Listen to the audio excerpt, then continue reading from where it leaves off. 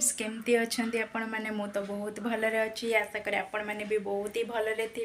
Please जो मैंने मो चैनल नुआ अच्छा प्लीज मो चैनल को लाइक शेयर एंड सब्सक्राइब कर दिंतु।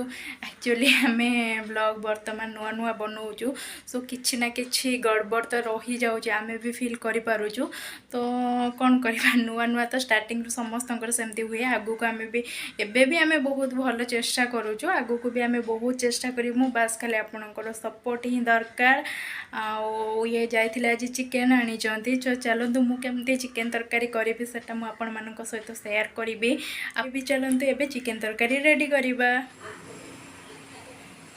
बर्तमान मु आलू को भाजी नहीं पियाज सहित तेजपत्र अदा रसुण पेस्ट भी रेडी कर देइछि।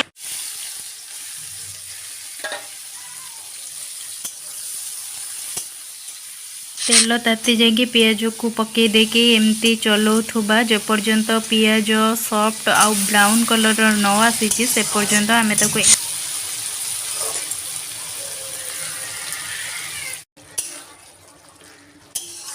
देखंतु चिकेन को मु आगुरु मैरिनेट करके रखी थी एबे पियाज रे ताको मु पकई देली।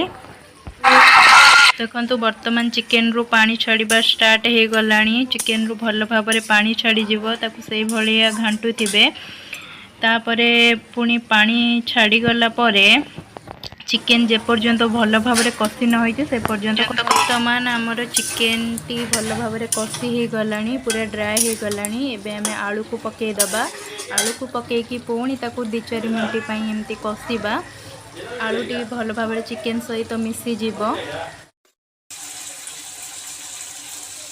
देखंतु वर्तमान आम चिकेन टी केमती सुंदर भाव में कषि हो गलानी केते सुंदर भी देखा जाउची। देखंतु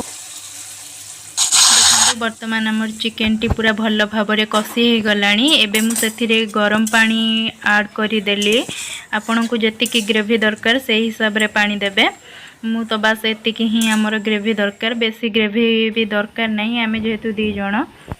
चिकेन तरकारी वर्तमान आमर रेडी हो गलानी सेथिरे टिके गुजराती गुंड दे देबा नॉन वेज रे चिकेन हो मटन हो टिके गुजराती गुंडटा बेसी तार टेस्ट बढ़ाए बेसी किछि मसला मु यूज करेनी नॉन वेज रे बस चिकेन मसला ही टिके पकई थिले। वर्तमान आमर चिकेन तरकारी एबे रेडी हो गला चिकेन तरकारी सहित भात देखंतु केते सुंदर देखा जाउची चिकेन तरकारी टी। चलंतु वर्तमान आमे खाइबा चिकेन तरकारी को भात